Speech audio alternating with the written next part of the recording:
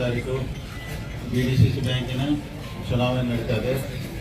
ಅದರ ನಿಮಿತ್ತವಾಗಿ ಈಗಾಗಲೇ ಎಲ್ಲ ಕಡೆ ನಾವು ಹೋಗಿ ಸಭೆ ಮಾಡಿ ಅಭ್ಯರ್ಥಿಗಳನ್ನು ಘೋಷಣೆ ಮಾಡಿ ಎಲ್ಲ ಕಡೆ ಎಲೆಕ್ಷನ್ ಅಂದರೆ ತಯಾರಿ ಶುರುವಾಗಿದೆ. ಅದರಂತೆ ಸವದತ್ತಿ ಯರಗಟ್ಟಿನೂ ಒಂಥರ ಜೋರು ಗಿದ್ದಾದಿದ್ದಿ ಚುನಾವಣೆ ಲಕ್ಷಣ ಬಂದು ನಿಂತಿತ್ತು. ಸವದತ್ತಿ ಇರ್ಬೋದು, ಯರಗಟ್ಟಿ ಇರ್ಬೋದು.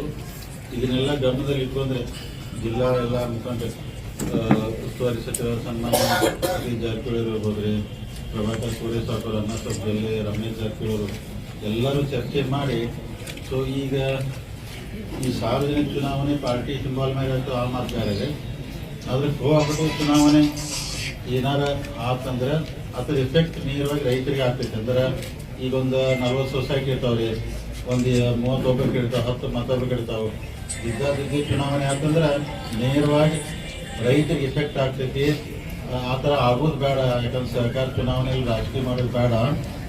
ಸೊ ಸವದತ್ತಿ ಹಾಗೂ ಯರಗಟ್ಟಿ ಭಾಗದ ರೈತರ ಹಿತದೃಷ್ಟಿ ಇಟ್ಕೊಂಡ್ರೆ ಈ ಚುನಾವಣೆ ಹಿಂಗಾರು ಮಾಡಿ ಸಮಾಧಾನಲಿ ಶಾಂತಿ ಮಾಡ್ಬೇಕಂತೇಳಿ ನಮ್ಗೆಲ್ಲರೂ ಇಚ್ಛೆ ಆಸೆ ಐತೆ. ಸೊ ಅದರ ಹೊಂದಾಣಿಕೆ ಬರೋದಾಗಿತ್ತು. ಆದರೂ ದೇವರ ಆಶೀರ್ವಾದದಿಂದ, ಜನರೆಲ್ಲರ ಆಶೀರ್ವಾದದಿಂದ ಮಾನ್ಯ ಶಾಸಕರಾದ ಸುರೇಶವರು, ವಿಪಕ್ಷ ಚುನಾವಣೆಯವರು ಬಂದು ಎಲ್ಲ ಚರ್ಚೆ ಮಾಡಿ ಸೊ ಇದ್ರೊಳಗೆ ಚುನಾವಣೆ ಮಾಡಿದ್ರೆ ನೇರವಾಗಿ ರೈತರಿಗೆ ಇಫೆಕ್ಟ್ ಬೇಡ ಒಂದು ಹೊಂದಾಣಿಕೆ ಹೋಗೋಣ ಅನ್ನೋ ಲೆಕ್ಕಕ್ಕೆ ಬಂದು ನಾವೆಲ್ಲರೂ ಉಸ್ತುವಾರಿ ಮಂತ್ರಿಯವರ ಅಂದರೆ ಅವರಿಗೆ ಅನುಮತಿ ತಗೊಂಡು ಇವತ್ತು ಯರಗಟ್ಟಿಯಲ್ಲಿ ಒಂದು ಇದಕ್ಕೆ ಈ ಸಭೆ ಬರೋದಕ್ಕಿಂತ ಮುಂಚೆ ನಮ್ಮ ದೇಶ ಜನರ ಮನೆಗೆ ಹೋಗಿ ಅವ್ರ ಗುಂಪಿನೆಲ್ಲ ಸಭೆ ಮಾಡಿ ಅವ್ರ ಅನುಮತಿ ತಗೊಂಡು ಅವರೆಲ್ಲರೂ ಒಪ್ಪಿಗೆ ತಗೊಂಡು ಇವತ್ತಿಗೆ ಏನು ಪ್ರಮುಖವಾದ ಘೋಷಣೆ ಮಾಡ್ತಾ ಇದ್ದೀರಿ. ಅಂದ್ರೆ ಎರಡೂ ಚುನಾವಣೆ ಆಗಬಾರ್ದು. ಸವದತ್ತಿ ಯರಗಟ್ಟಿ ಅವಿರೋಧ ಆಯ್ಕೆ ಆಗಬೇಕು. ಯರಗಟ್ಟಿಯಿಂದ ವಿಶ್ವಾಸ್ ವೈದ್ಯ ಅವರು DCC ಬ್ಯಾಂಕ್ ಆಯ್ಕೆ ಆಗಬೇಕು. ಅದಕ್ಕೆ ಅತಿ ದೇಶ ಅವರು ಸಂಪೂರ್ಣ ಸಹಕಾರ ಕೊಡ್ತು ಅನ್ನೋ ಮಾತನ್ನು ನಮಗೆ ಭರವಸೆ ಕೊಟ್ಟರು.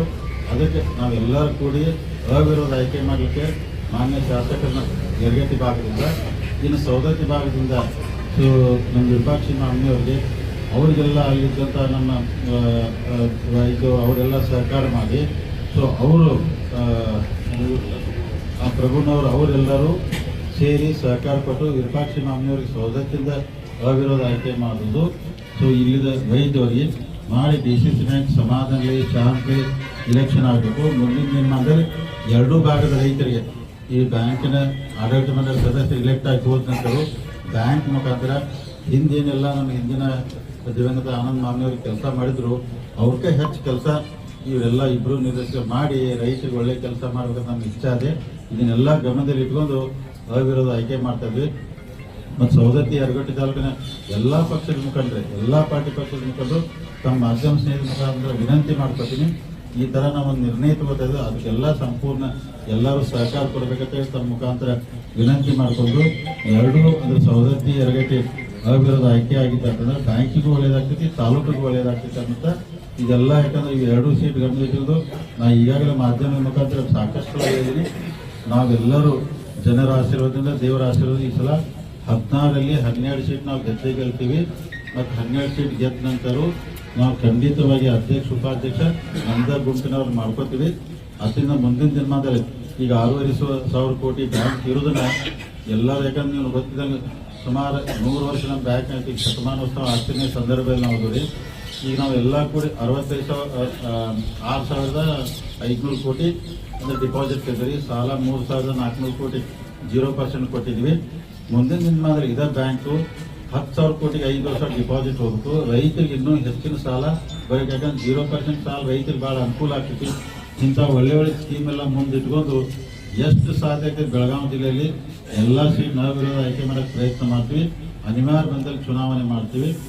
ಇದಕ್ಕೆಲ್ಲ ಇದೇನು ಸವದತ್ತಿ ಯರಗಟ್ಟಿ ಅವಿರೋಧ ಆಯ್ಕೆ ಮಾಡಲು ಭಾಳ ಜನ ಸಹಕಾರ ಕೊಟ್ಟಿದ್ದಾರೆ. ಅಂದ್ರೆ ನಮ್ಮ ಯರಗಟ್ಟಿ ಭಾಗದವರು, ಸವದತ್ತಿ ಭಾಗದವರು, ವಿಶೇಷವಾಗಿ ಮಾನ್ಯ ಶಾಸಕರು, ವಿಪಕ್ಷ ಎಲ್ಲ ಏನು ಈ ಸರ್ಕಾರ ಅವಿರೋಧ ಆಯ್ಕೆ ಮಾಡಲಿಕ್ಕೆ ಸಹಕಾರ ಕೊಟ್ಟಿದ್ರೆ ಅವ್ರು ತಮ್ಮ ಮುಖಾಂತರ ಅನಂತ ಕೋಟಿ ಅವ್ರಿಗೂ ಧನ್ಯವಾದ ಹೇಳ್ತೀನಿ. ಮುಂದಿನ ದಿನಮಾನ ಖಂಡಿತ ಒಳ್ಳೆಯದಾಗ್ತೈತಿ. ಇದು ಇವತ್ತೆಲ್ಲ ನಾವು ಮೀಟಿಂಗ್ ಮಾಡಿ ಅವ್ರದ್ದೆಲ್ಲ ಅನುಮತಿ ತಗೊಂಡು ಇವತ್ತು ಘೋಷಣೆ ಮಾಡ್ತೇವೆ. ಇದರ ಜೊತೆಗೆ ಎಲ್ಲ ನಮ್ಮ ಅಂದ್ರೆ BJP ಕಾರ್ಯಕರ್ತರು ಅಂದರೆ ಅವ್ರಿಗೆ ನಮ್ಮ ಅಜಿತ್ ದೇಸಾಯಿ ಅವರಿಗೆ, ಯಾಕಂದ್ರೆ ಅವ್ರಿಗೆ ನಿಮ್ಮ ಹಿಂದೆ ತಕ್ಷಾತೀರಿ ಮುಂದೆ ಅವ್ರಿಗೆ ಮಾಡ್ತೀರಿ ಅಂತಂದ್ರು.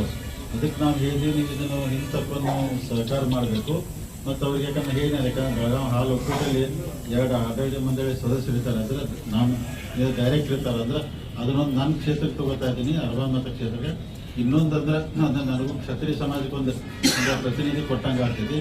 ಅದಕ್ಕೆ ಬೆಳಗಾವಿ ಹಾಲು ಒಕ್ಕೂಟಕ್ಕೆ ಅವರು ನಾಮ ನಿರ್ದೇಶನ ಮಾಡ್ಕೊತಾ ಇದ್ದೀನಿ ಎರಗಟ್ಟಿದ್ದಾರೆ. ಆಮೇಲೆ ನಮ್ಮ ಅರಬಾನ್ ವಿಧಾನಸಭಾ ಕ್ಷೇತ್ರವನ್ನು ಮಾಡ್ಕೊತಾ ಇದ್ದೀನಿ. ಮಾಡಿ ಅಂದರೆ ಎಲ್ಲರಿಗೂ ಬ್ಯಾಲೆನ್ಸ್ ಮಾಡಿ ನಾವೆಲ್ಲ ನಮ್ಮ ಜನಕ್ಕೂ ಹೇಳಿದೆ, ನೋಡಪ್ಪ ಅವ್ರನ್ನೇ ನಾವು ತೆಗೆಸ್ತಲ್ಲ, ಅವರು ಗೌರವಪೂರ್ವಕವಾಗಿ ಅವ್ರಿಗೊಂದು ಅಧಿಕಾರ ಕೊಡ್ತಾ ಇದ್ದೀವಿ. ಅವ್ರ ಅಧಿಕಾರದಾಗಿರ್ತಾರೋ ಎಲ್ಲ ಕೂಡ. ಯಾಕಂದ್ರೆ ಈಗ 2 ಜನ ಡೈರೆಕ್ಟ್ ಇದ್ದಾರೆ ನಿಮ್ಮ ಸವದತ್ತಿಗೆ. ಈಗ ಒಕ್ಕೂಟದವ್ರು 3ನೇ ಜನ ಡೈರೆಕ್ಟ್ ಆಗ್ತಾರೋ.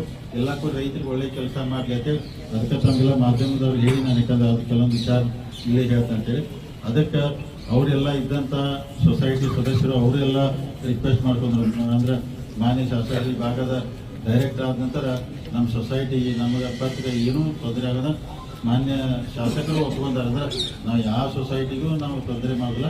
ಈಗಾಗಲೇ ಸವದತ್ತಿ ಇರ್ಬೋದು ಅಥವಾ ಎರಗಟ್ಟಿ ಇರ್ಬೋದು, ಯಾರ ರೈತರಿಗೆ ತೊಂದರೆ ಆಗದಂಗೆ ಯಾವ ಸೊಸೈಟಿಗೆ ಇದಾಗದಂಗೆ ಇಬ್ಬರು ಆಡಳಿತ ಮಂಡಳಿ ಸದಸ್ಯರು ನಿಮ್ಮೆಲ್ಲರ ಆಶೀರ್ವಾದ, ದೇವಿ ಎಲ್ಲಮ್ಮ ತಾಯಿ ಆಶೀರ್ವಾದದಿಂದ ಅವಿರೋಧ ಆಯ್ಕೆ ಆಗೋದು ಸದಸ್ಯಸಿದ್ದ. 2 ಅವಿರೋಧ ಆಯ್ಕೆ ಆಗ್ತಾರೆ.